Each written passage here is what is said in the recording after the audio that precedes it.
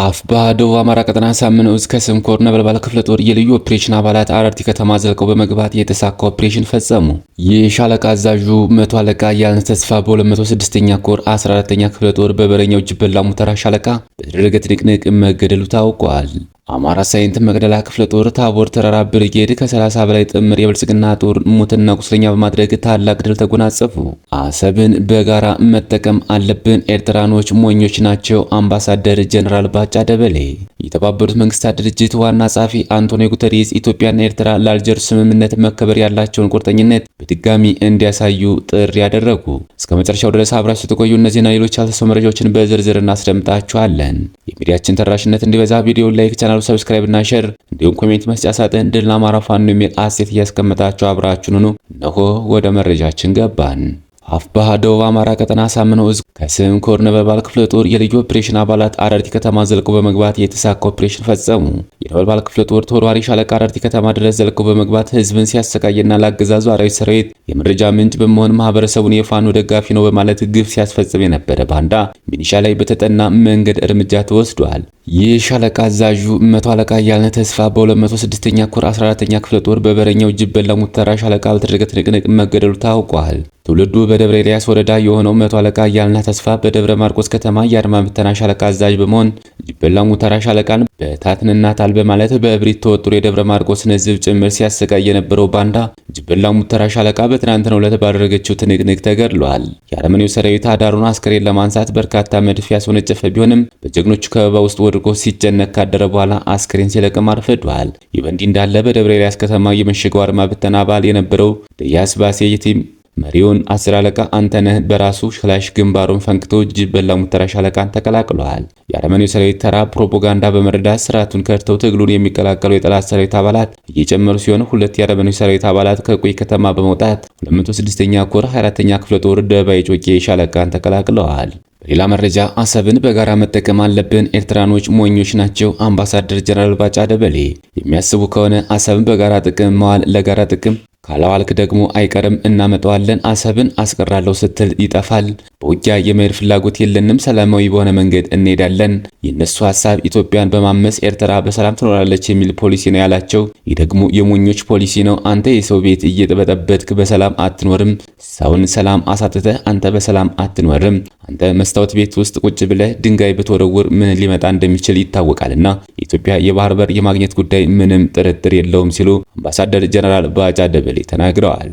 የተባበሩት መንግስታት ድርጅት ዋና ጸሐፊ አንቶኒዮ ጉተሬስ ኢትዮጵያና ኤርትራ ለአልጀርስ ስምምነት መከበር ያላቸውን ቁርጠኝነት በድጋሚ እንዲያሳዩ ጥሪ ያደረጉ።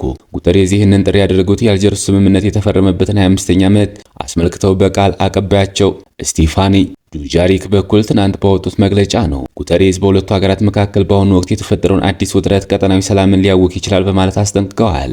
የአልጀርስ ስምምነት የሁለቱን ሀገራት ድንበር ለማካለል ማዕቀፍ ያስቀመጠና ለሀገሪቱ ሉዓላዊነትና የግዛት አንድነት መከበር መሰረታዊ መርሆችን በድጋሚ ያረጋገጠ መሆኑንም ጉተሬስ ጠቅሰዋል። ተመድ ለአልጀርስ ስምምነት ጠንካራ ድጋፍ እንዳለው የገለጡት ጉተሬስ የሁለቱ ሀገራት መሪዎችም ከ7 ዓመታት በፊት ለሰላም ያላቸውን ቁርጠኝነት በስምምነት ማረጋገጣቸውን አስታውቀዋል። ጉተሬስ አያይዘውም ኢትዮጵያና ኤርትራ ከቀጠናዊ እና ዓለም አቀፋዊ አጋሮች ጋር በመተባበር ሁሉንም ተጠቃሚ የሚያደርግ የልማት ትብብር እንዲያካሂዱ ጠይቀዋል።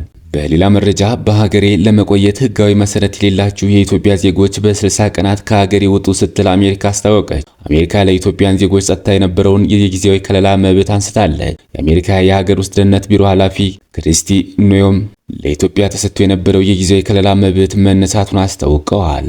አሜሪካ በጦርነት በተፈጥሮ አደጋ ወይም በሌሎች ምክንያቶች ወደ ሀገራቸው መመለስ ለማይችሉ ዜጎች ጊዜያዊ ከለላ ትሰጥ የነበረ ሲሆን ኢትዮጵያም ይሄው መብት ነበራት። አሜሪካ በ1990ዎቹ ጀምሮ በሀገሩ የሚኖሩ የሌሎች ሀገራት ዜጎች ጦርነት ጨምሮ በአንዳንድ ምክንያቶች ወደ መጡበት ሀገር መመለስ ለማይችሉ ሰዎች ይህንን ከለላ መስጠት ጀምራ ነበር። ይህ ከለላ የሚሰጣቸው ዜጎችም የሀገራቸው ሁኔታ እስኪሻሻል በአሜሪካ የመኖርና የመስራት መብት ሲሰጣቸው ከአሜሪካ ከመባረር ይጠበቁ ነበር። አሜሪካ በኢትዮጵያ ያለው ሁኔታ ወደ ኢትዮጵያ የሚመለሱ ግለሰቦች ደህንነት ላይ ስጋት አይፈጥርም ያለች ሲሆን በዚህ የተነሳ ይኸው ከለላ መነሳቱ አስታውቃለች። አሜሪካ ሌሎች በአሜሪካ ለመቆየት ህጋዊ መሰረት ካላቸው ኢትዮጵያውያን ውጭ የኢትዮጵያ ዜጎች በ60 ቀናት ከሀገሯ እንዲወጡ አሳስባለች። ቀድመው ከአሜሪካ ለሚወጡ የቲኬት ወጪያቸው እንደሚሸፈን $1000 ጉርሻ እንደሚሰጥና ለወደፊት ህጋዊ የኢሚግሬሽን እድል እንደሚኖራቸው ገልጻለች። ከፈረንጆቹ የካቲት 13 በኋላ ከለላው እንደሚያበቃ ገልጻ ያለ ከለላው በአሜሪካ የሚኖሩ ኢትዮጵያን ዜጋ እንደምታስርና ከሀገሯ እንደምታባረር አስጠንቅቃለች።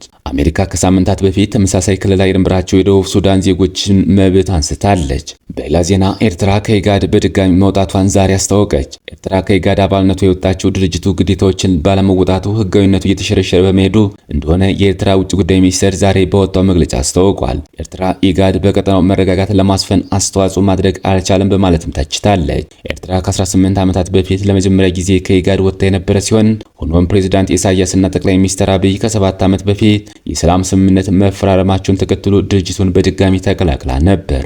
የዳንግላ ቀኝ የከተማ አርበኞች ታምር መስራታቸውን ቀጥለዋል። ፈንታውን ዮሐንስ የሚባል በከተማ የተደራጀ የቀኝ አባል ዛሬ ዳንግላ ከተማ 02 ቀበሌ ላይ ደሴ አቤ የተባለ ቀንደኛ ባንዳ በቀን በጩቤ በመውጋት መሳሪያውን ቀምቶ በምዕራብ አማራ ቀጠና ቴዎድሮስ ዕዝ 105ኛ ኮር 55ኛ ክፍለ ጦር ቢትወደድ መንገሻ ጀንበሬ ሻለቃን ተቀላቅለዋል። ጀግናው ወደ ጦሩ ሲደርስ በ105ኛ ኮር ከፍተኛ አመራሮች እና በ55ኛ ክፍለ ጦር አመራሮችና በሻለቃው አባላትና አመራሮች የጀግና አቀባበል ተደርጎለታል።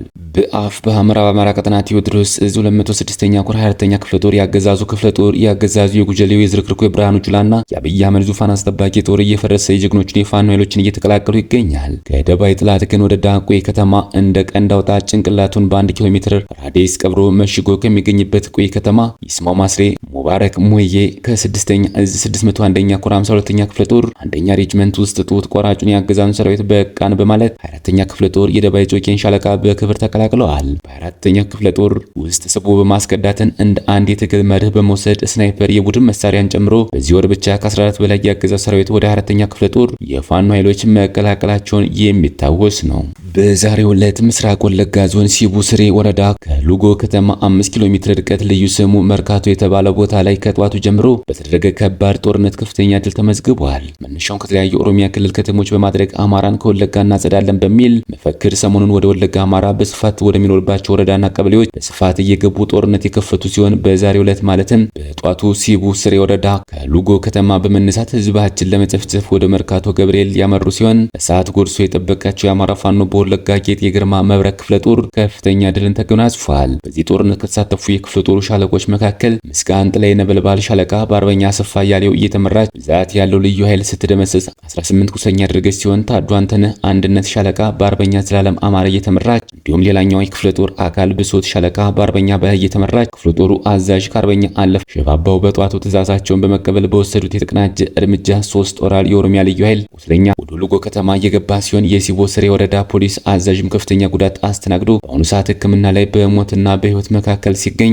ማንሳት ያልቻሉትን ሙትና ቁስለኛ በየጫካው ትተው ሸሽተዋል። በዛሬ ጦርነት አንድ የአማራ ባንዳ መንገድ እየመራ የማያዳግም እርምጃ የተወሰደበት ሲሆን የኦሮሚያ ልዩ ኃይልም ሙሉ ቁስለኛ አስከሬኑን ማንሳት ባለመቻሉ በአሁኑ ሰዓት ብዛት ያለው መከላከያ በከባባድ መሳሪያ ታጅቦ ወደ ሉጎ ከተማ እየገባ ሲሆን አስከሬንና ቁስለኛ ወደ ጦርነት ቀጠናው ሄደን እናነሳለን ማለታቸው ተከትሎ ሉጎ ከተማ ላይ ከፍተኛ ውጥረት ነግሷል። አብዛኛው ማህበረሰብም ከተማዋን እየለቀቀ ይገኛል። ክቡራትና ክቡራን የቻናላችን ቤተሰቦች ለሰዓቱ ያዘጋጅናቸው መረጃዎች እነዚህ መስሉ ነበር። በሌላ የመረጃ ሰዓታችን እስክንገናኝ ድረስ የዩቲዩብ ቻናላችን ሰብስክራይብ፣ ሼር እንደዚሁም ላይክ እያደረጋችሁ ጠብቁን። ቸር እያገናኘን መልካም ቆይታ